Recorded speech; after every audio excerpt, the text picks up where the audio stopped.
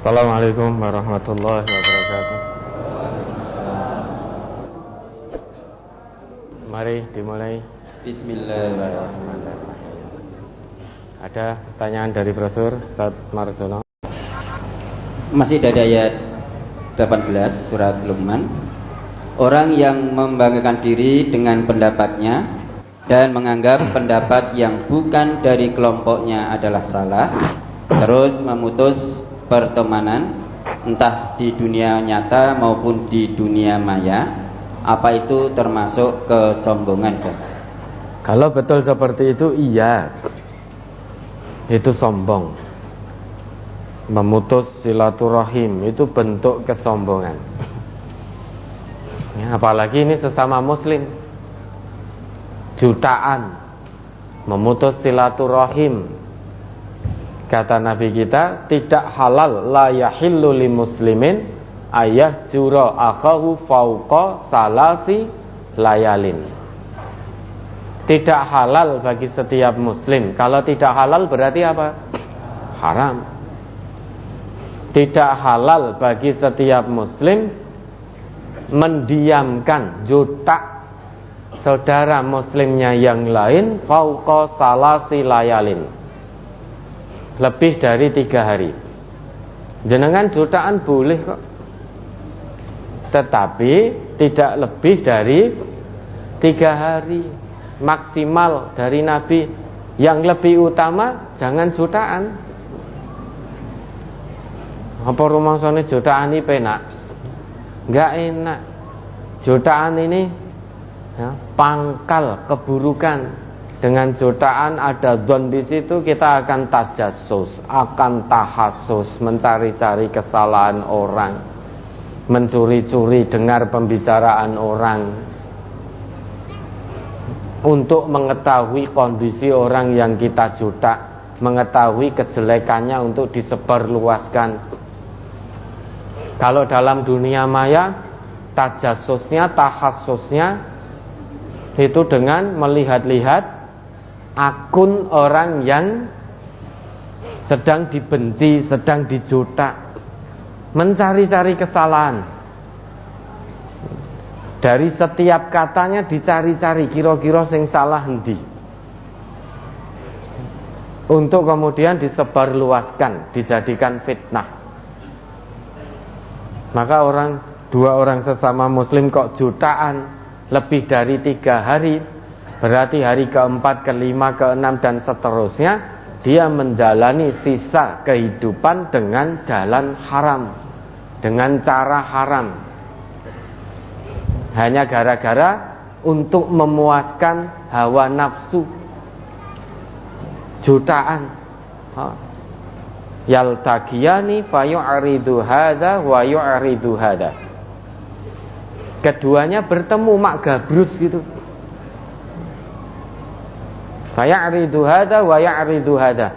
Namun pura-pura tidak melihat. Yang satu berpaling, yang ini juga berpaling, padahal bertemu. Misalkan panjenengan ada yang jutaan datang ke majelis ini tadi pagi, lah kok rasa-rasa tiba-tiba bertemu di depan. Waduh, fulan, padahal lagi jutaan, lagi saling mendiamkan, sama-sama kemudian salah tingkah semua. Akhirnya ada yang sibuk pura-pura buka tasnya, lihat, cari HP. Ada yang sibuk membetulkan sandalnya. Ada yang sibuk pura-pura menoleh pada orang lain. Supaya apa? Supaya tidak saling melihat. Karena kalau saling memandang, wah ini harus salaman ini. Ya, sedangkan salaman itu ya ora penak rasanya, hanya lelamisan. Padahal kata Nabi, kalau salaman tasofahu yadhabil ghillu, bersalamanlah kalian, niscaya ghil-ghil itu akan rontok, akan hilang.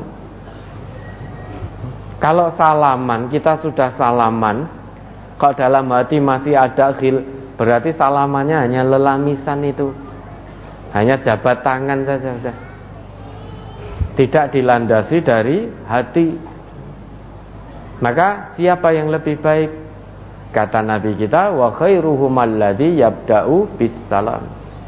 Yang paling baik dari dua orang yang saling memutus tadi, saling mendiamkan, adalah siapa yang memulai menebarkan salam dulu, yaitu nyopo aruh dulu. Itu yang paling baik menurut Nabi. Maka kalau bapak ibu ada yang juta, datang saja kepada orangnya, tanyakan terus terang, Pak atau Mas atau Bu atau Mbak, pangapunten jenengan juta kula enten napa? Iya, tanyakan terus terang.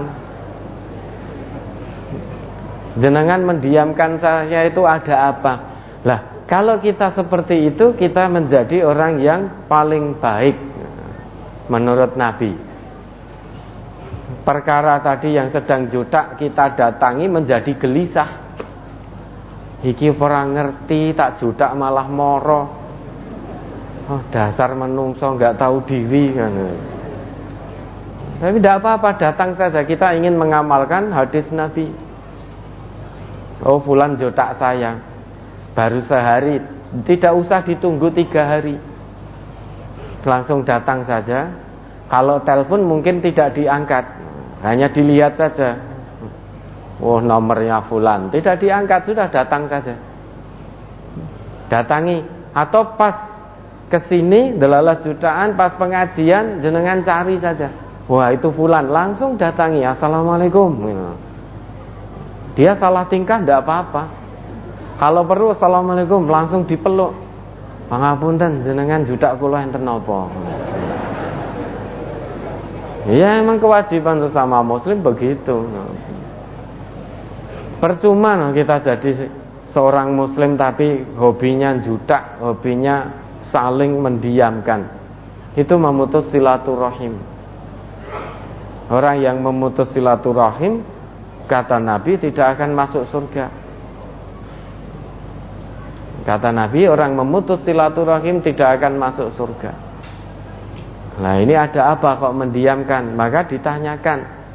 Kita berusaha menjadi manusia yang paling baik. Tanyakan, ada apa kok panjenengan mendiamkan saya? Salah saya apa? Tunjukkan salah saya. Jadi insya Allah dan demi Allah, saya pasti memperbaiki diri setelah saya tahu kesalahan saya. Saya sudah nyalain jenengan apa?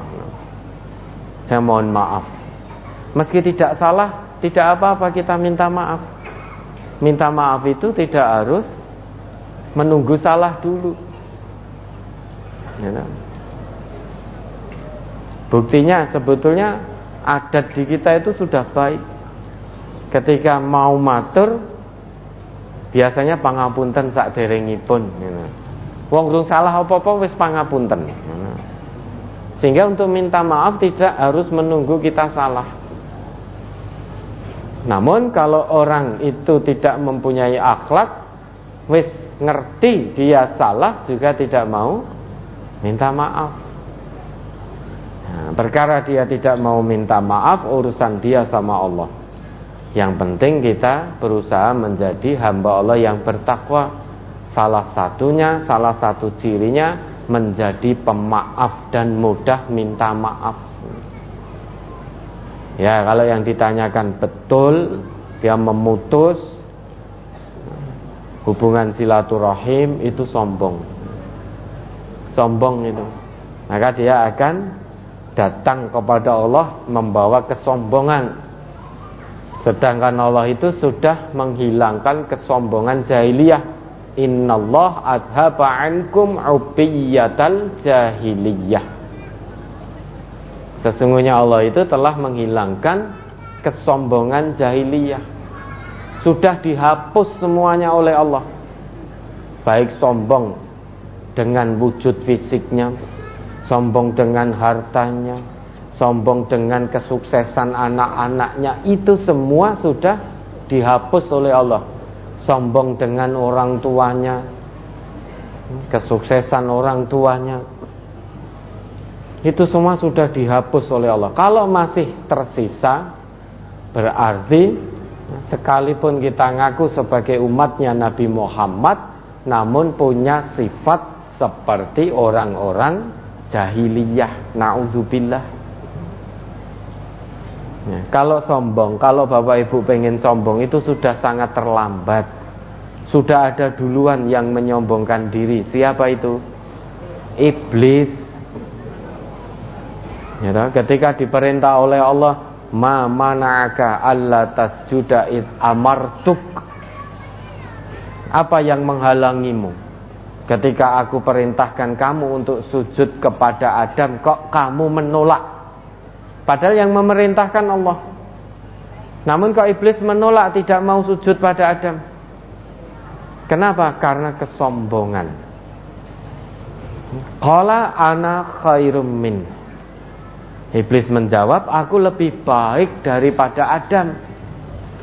Maka bukan aku yang harus sujud kepada Adam, tapi Adam yang harus sujud kepadaku. Karena aku lebih baik daripada Adam. Khalaqtani min nar wa khalaqtahu min tin. Kamu ciptakan aku dari api, sedang engkau ciptakan Adam dari tanah. Api lebih kuat dari tanah. Itu menurut angan-angan iblis. Padahal sesungguhnya kalau ada api, diwuri lemah, dibleki lemah, mati apinya.